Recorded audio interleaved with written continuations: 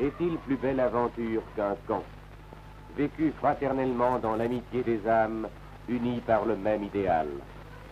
Cette joie semble aussi du goût de la jeunesse congolaise, groupée sous la bannière de l'œuvre d'Extavérien.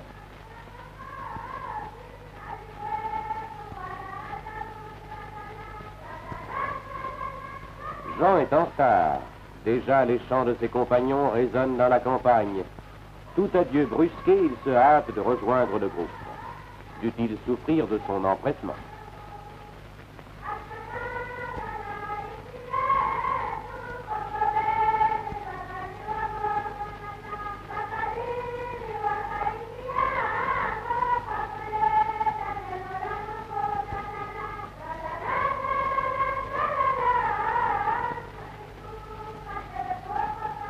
Le soir, on se rassemble autour du feu de camp pour chanter sa joie.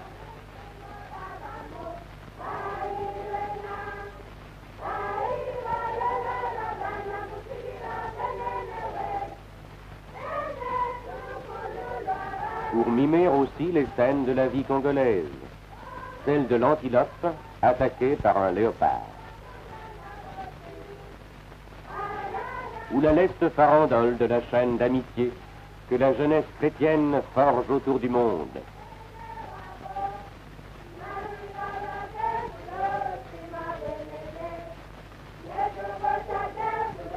L'aumônier s'est assis au milieu des enfants. Ils partagent leur joie en attendant le moment du conseil à donner, de la bénédiction finale.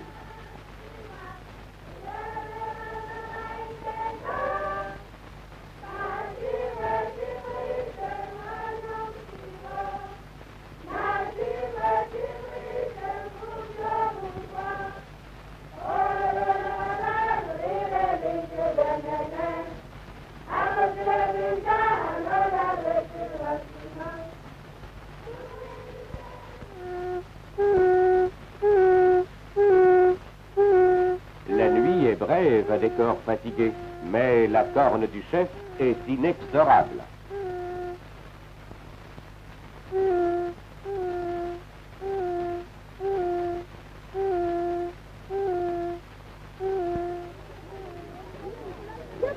Rien ne vaut une bonne savonnée pour réveiller la conscience.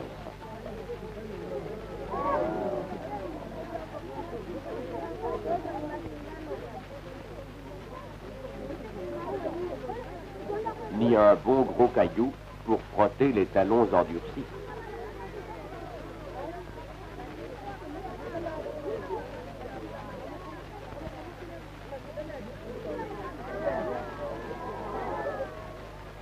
Puis c'est la rencontre avec le grand ami, le Christ dont leur insigne porte le nom.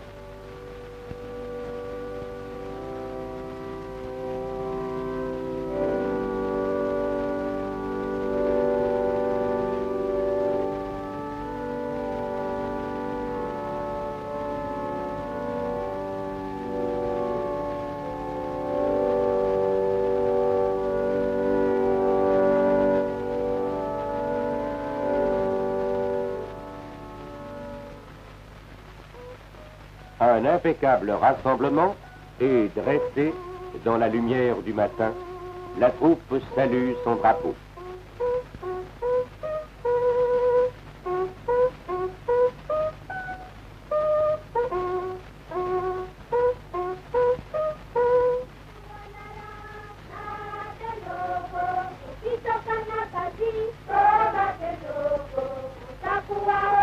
Les maîtres queues s'affairent.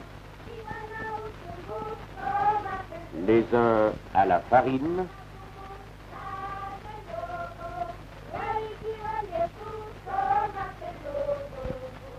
les seconds à l'épluchage des oignons,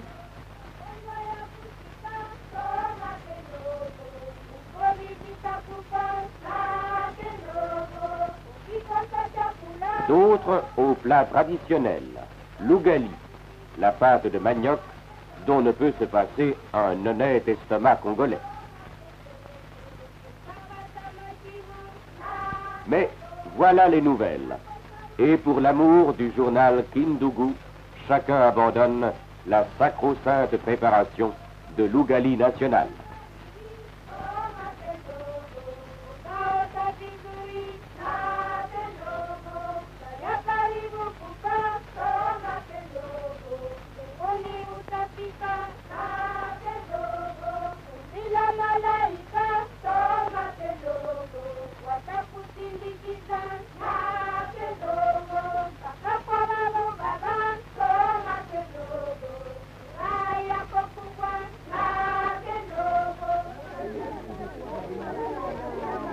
Tout est prêt. Rien de tel qu'une bonne plongée dans le lac Kivu pour reposer des fatigues du travail.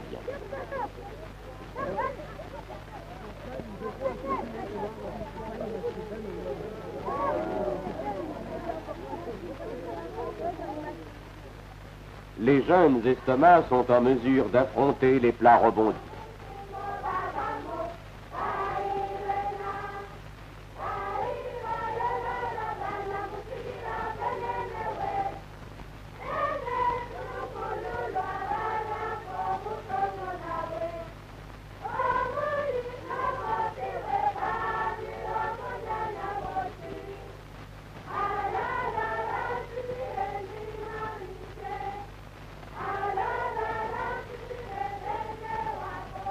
Que faire au camp par un après-midi ensoleillé? Jouer, bien sûr. Et à ce jeu, nous inviterons les enfants du pays, fidèles en cela, à la charité fraternelle, au souci du bonheur des autres.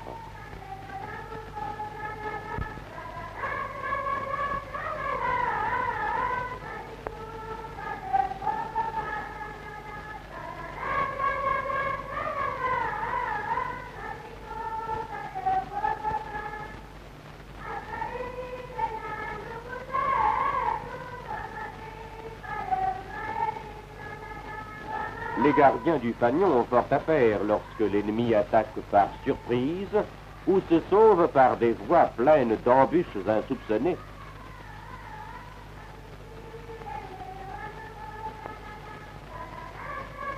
On parcourt la campagne, s'intéressant à tout, aux sources, aux arbres,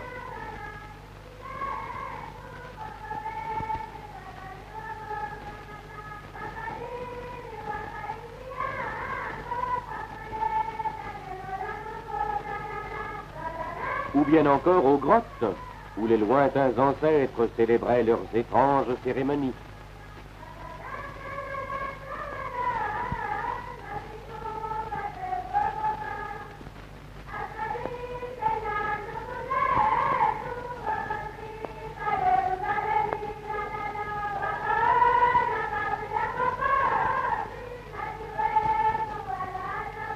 Bonheur, certes, mais non propice.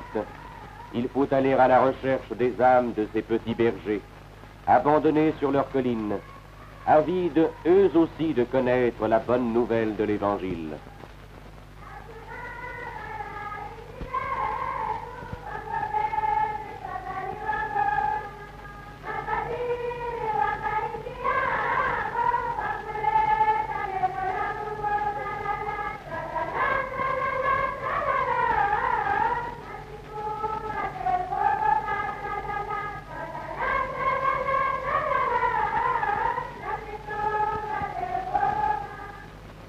Ainsi, tout doucement, le Xavérien se prépare à sa promesse.